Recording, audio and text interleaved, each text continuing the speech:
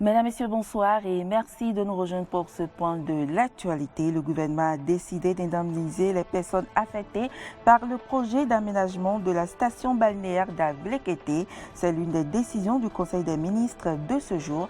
Vous suivrez le compte rendu dans un instant. Signature de contrat entre le ministère de la Culture et le club MED ce mardi. Cet accord entre justement dans le cadre du projet de construction de la station balnéaire d'Avlekété. Et puis le Mali convoque l'ambassadeur de France suite à des propos d'Emmanuel Macron.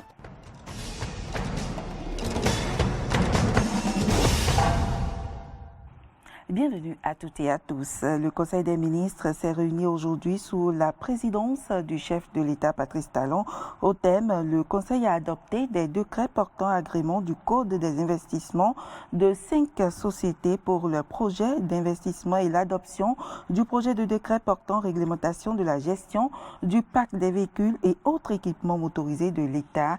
Au titre des communications, le Conseil a ordonné l'indemnisation des personnes affectées par le projet d'aménagement d'une station balnéaire à Avlekété dans la commune de Ouidah et la levée de la mesure d'interdiction d'exporter les produits vivriers. On fait le point avec le secrétaire général adjoint du gouvernement, Wilfried Léandre Mbidji. Chapitre des mesures normatives. L'agrément au Code des investissements de 5 sociétés pour leur projet d'investissement. Les 10 projets d'investissement attendus de ces sociétés pour leur installation vont renforcer le tissu industriel de notre pays en même temps qu'ils généreront des centaines d'emplois.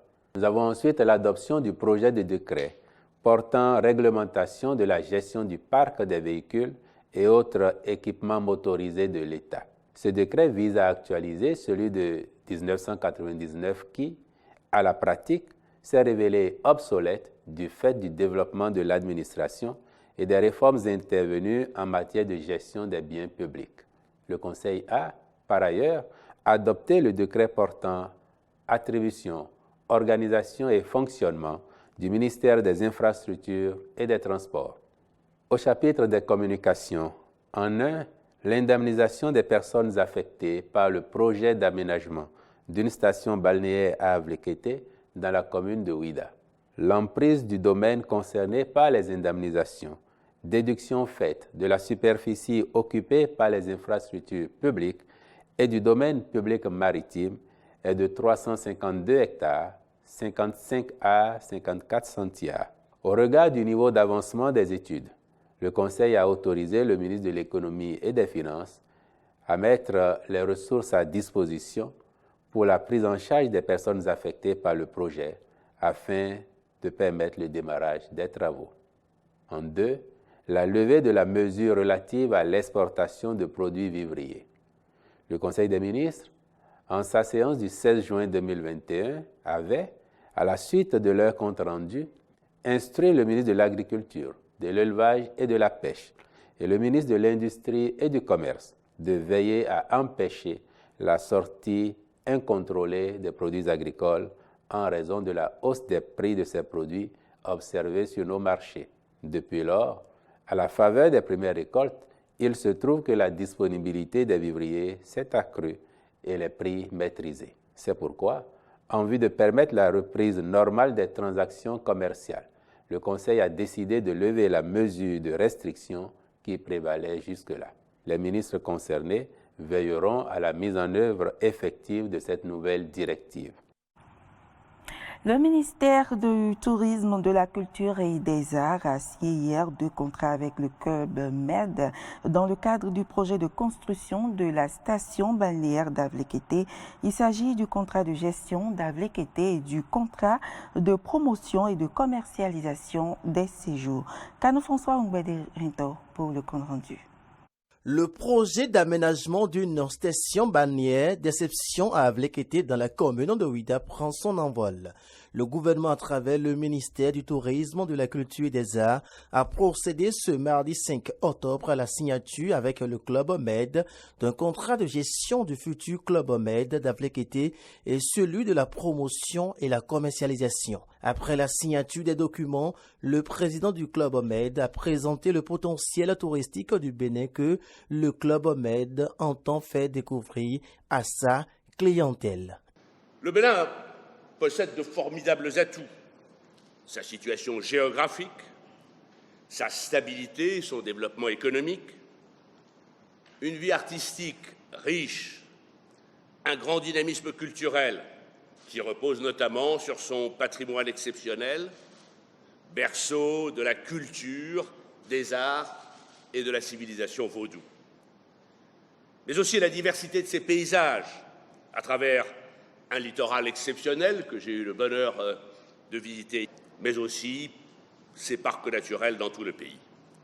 Et puis bien sûr, ses habitants, qui entre autres nombreuses qualités, nous ont déjà montré combien ils sont capables et désireux d'accueillir chaleureusement leurs visiteurs. Pour le ministre de la Culture, la mise en œuvre de ce projet permettra de faire du Bénin une meilleure destination touristique. En misant sur ce projet, avec un coût d'objectif de 50 milliards de francs CFA, le gouvernement du Bénin lance un signal fort et affiche ici, comme c'est le cas pour d'autres projets, son pari pour le label international de tourisme. Il me plaît de préciser ici, avec l'accord des collègues et principalement du collègue en charge du développement durable, que ce projet témoigne aussi de notre sensibilité pour le tourisme durable, car il prend en compte notamment les enjeux liés aux émissions de gaz à effet de serre, aux économies d'énergie, à la protection de la biodiversité, à la gestion du bruit, à la gestion de l'eau et j'en passe. Conçu dans le but de développer l'offre culturelle, naturelle et touristique, ce projet vise à créer un Club Med sur un site d'environ 25 hectares situé en bord de mer à Avlekété, à Ouida, entre l'océan Atlantique et la lagune d'Agouin. Un séminaire de formation a réuni les cadres de 15 ministères autour de l'élaboration de la cartographie des risques dans les ministères. Une rencontre y entre en ligne de compte pour l'application des nouvelles réformes dans l'administration béninoise. Les réformes de l'administration publique continuent leur cours depuis l'arrivée du gouvernement de la rupture, surtout en matière de mise en place d'organes de contrôle et d'audit interne dans les ministères. Au rang de ces réformes, nous pouvons citer l'installation du comité ministériel d'audit interne et le comité ministériel de maîtrise des risques. Et toujours pour faciliter la conduite des nouvelles politiques de gestion, depuis 2020, il a été élaboré un référentiel appelé cartographie des risques. Ceci au profit des comités ministériels de maîtrise de risques. Facinou Zinson est inspecteur général des finances. Il nous précise l'importance de cet outil. En ce qui concerne le comité ministériel de maîtrise des risques, le principal outil pour lui permettre de maîtriser les risques, c'était la cartographie des risques, c'est-à-dire un répertoire, un référentiel pour pouvoir faire le point de tous les risques qui peuvent empêcher l'atteinte des performances au niveau du ministère et de faire prendre les dispositions, prévoir les dispositions pour pouvoir maîtriser ces risques-là. Conscient de l'importance de cet outil, le gouvernement béninois a décidé de financer cet outil pour les 15 ministères restants. C'est ce qui réunit les cadres des ministères concernés à cet atelier. L'objectif à terme, c'est que toute l'administration soit cartographique, qu'au niveau de chaque responsable qui a une mission accomplie dans la République, qu'il puisse savoir la mission qu'on m'a confiée, quels sont les éléments qui peuvent perturber l'atteinte des objectifs par rapport à cette mission-là. Quelles sont les mesures que je dois prendre pour que la mission puisse être accomplie comme il se doit. Donc, il faudrait qu'on ait cet outil-là. Donc, c'est dans le cadre de l'élaboration de cet outil que nous avons commencé ce séminaire ce matin. Deux phases essentielles marqueront le déroulement de cette activité, à en croire Oru Taku, directeur de cabinet du ministère de l'économie et des finances.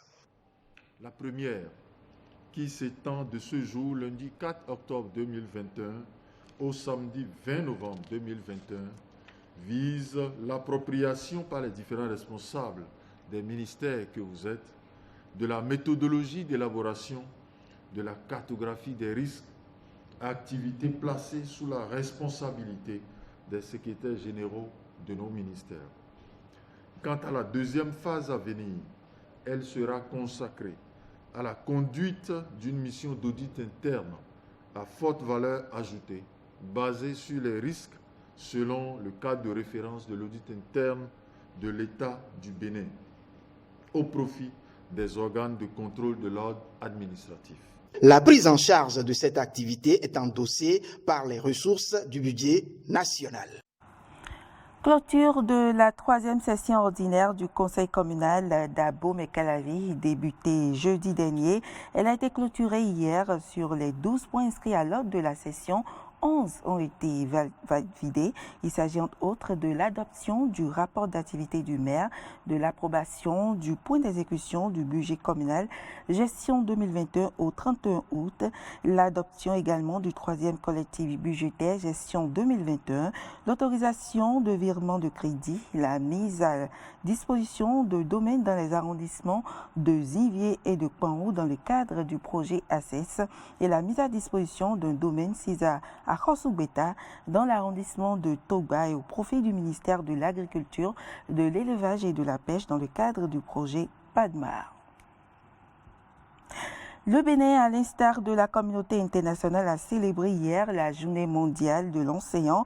Dans ce cadre, nous nous sommes intéressés aux métiers et ses difficultés dans ce magazine de Juste-Aimé Defodi. Le métier d'enseignant est un sacerdoce, du moins on pourrait tous se l'accorder. Qu'ils soient dénommés maîtres, instituteurs, professeurs ou enseignants, ils sont tous appelés à apporter le savoir à leurs apprenants. Enseigner, c'est apporter. C'est apporter quelque chose à l'autre. C'est apporter du nouveau à l'autre. L'enseignant, c'est celui-là qui montre le chemin aux enfants jusqu'à ce qu'ils deviennent eux-mêmes. L'enseignement reste l'un des métiers dont la responsabilité est aussi grande que conduire le destin d'un pays. Les enseignants sont amenés à veiller pour préparer la classe, à veiller pour corriger les devoirs, à faire plusieurs préparations, à se donner corps et âme pour atteindre leurs objectifs. Personne n'échappe aux enseignants, personne. S'il doit être instruit, ce n'est que le monsieur, madame l'enseignante, à tous les niveaux. Vivez la maternelle, les premiers jours de la rentrée. Vous allez savoir que être enseignant, c'est vivre pour l'autre. Et jusqu'à parce que l'échec de l'apprenant pèse sur l'enseignant. Une conscience professionnelle qui se détériore au fil des années, selon Bertrande Chantal Quenom, l'enseignante à la retraite et aujourd'hui directrice du complexe scolaire Le Faucon. L'ancienne, vénérons-la. L'ancienne, c'est l'offrande. Ils se sont offerts, ces enseignants-là. Maintenant qu'ils m'en excusent, c'est pour la pitance. Un manque de vocation dénoncé par les aînés dans le métier qui n'est pas forcément perçu de la même façon chez la génération montante. Les anciens incarnaient une discipline et un respect. Aujourd'hui, le nouveau qui vient dans l'enseignement est celui-là qui est là pour la passion d'abord. Et si vous êtes aspirant et vous demeurez aspirant aujourd'hui, c'est parce qu'il y a d'abord une passion. L'enseignant d'aujourd'hui est celui qui recherche beaucoup plus. Donc ce n'est pas d'abord un palliatif, mais une vocation innée en lui qu'il est en train d'exercer. Qu'on soit d'une génération plus ancienne ou non, les difficultés liées au métier d'enseignant demeurent. C'est l'individu, le fonctionnaire qui est le plus exposé. Un enseignant qui vient en retard au cours est déjà dénoncé par ses apprenants. Le tohu-bohu de la classe l'expose déjà. C'est le métier qui offre l'individu, le fonctionnaire, à la souffrance, à la croix. Tu n'es pas là, l'attitude des élèves te dénonce. tu fais le cours, tu continues à être enseignant dans ton foyer. Malgré toutes ces difficultés, la meilleure récompense de l'enseignant reste la fierté qu'il a d'avoir contribué à l'épanouissement d'une âme innocente. On dit celui qui est roi de sa société, c'est celui qui connaît beaucoup plus. L'enseignant connaît. Donc le gain qu'il reçoit là, il y a la connaissance. De la fierté, une certaine satisfaction de voir ces apprenants réussir, de voir ces apprenants dans les instances dirigeantes, une satisfaction de savoir que vous avez contribué à la formation de tel ou de tel autre enfant. Le conseil de la doyenne aux jeunes est la prise de conscience de la responsabilité qui leur incombe. Prendre le travail au sérieux, c'est ça qui nous fait vivre. Sauf s'ils changent de carrière, sinon, c'est ça, leur éternité est dans ça. Donc il vaut mieux qu'ils vouent un amour à la chose, qu'ils soient motivés à la chose. Ils l'ont choisi, ils ne peuvent plus s'en défaire, il faut le faire au mieux. Un enfant qu'on enseigne est un homme qu'on gagne, a dit Victor Hugo. Qu'on aime ou qu'on n'aime pas les enseignants, ils restent et demeurent les piliers de l'éducation de la nation. Nous sommes donc appelés à leur vouer un profond respect. Et une fois de plus, l'État est appelé à améliorer leurs conditions de vie et de travail. L'enseignant doit pouvoir vivre de son travail. Le Bénin affronte demain la Tanzanie dans le cadre des éliminatoires de la Coupe du Monde Qatar 2021. Cette veille de match, les poulains du sélectionneur Michel Dussuet sont allés au National Stadium Benjamin Nkapa de Dar es Salaam pour la traditionnelle séance de reconnaissance de terrain. Quelques minutes plus tôt, Michel Dussuet était face à la presse pour la conférence d'avant-match. Avant l'expédition tanzanienne, la bande de Michel Dussuet au complet à l'exception des deux joueurs Ceci Dalmeda et Sebio Soukou déclarés forfait pour le match Tanzanie-Bénin a eu droit à une séance d'entraînement à Kounou. Dissension entre Paris et le Mali, Bamako convoque l'ambassadeur de France. Réaction aux propos jugés regrettables d'Emmanuel Macron à l'encontre de la junte militaire au pouvoir. Le chef de l'État français a appelé à ce que l'État de droit revienne au Mali. Les tensions entre Paris et Bamako ne s'apaisent pas et la dernière sortie d'Emmanuel Macron est loin de calmer le jeu. Il faut que l'État revienne avec sa justice, son éducation, sa police partout, en particulier au Mali. Des propos jugés inamicaux et désobligeants par la diplomatie malienne qui a décidé de convoquer le jour même l'ambassadeur de France à Bamako pour lui exprimer son indignation. Le ministre a signifié aux diplomates français l'indignation et la désapprobation du gouvernement du Mali et élevé une vive protestation contre ces propos regrettables qui sont de nature à nuire au développement de relations amicales entre nations. Aussi, le ministre a invité les autorités françaises à la retenue en évitant des jugements de valeur et a appelé à une approche constructive basée sur le respect mutuel en vue de se concentrer sur l'essentiel, notamment la lutte contre le terrorisme dans le Sahel. Un nouvel épisode de tension qui trouve son origine dans la décision annoncée par l'Élysée de réduire la présence militaire française au Sahel, où elle est engagée depuis 2013. D'ici 2023, le nombre de soldats français devrait passer à 3 000 contre 5 000 aujourd'hui, une décision que le Premier ministre de transition malien avait vivement critiquée à la tribune de l'ONU.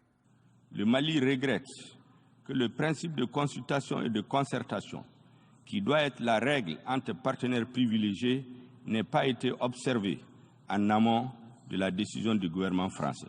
La nouvelle situation née de la fin de Barkhane, plaçant le Mali devant le fait accompli et l'exposant à une espèce d'abandon en plein vol, nous conduit à explorer les voies et moyens pour mieux assurer la sécurité de manière autonome avec d'autres partenaires. Paris s'était alors défendu de toute volonté d'abandon et Emmanuel Macron avait qualifié ses propos de honteux.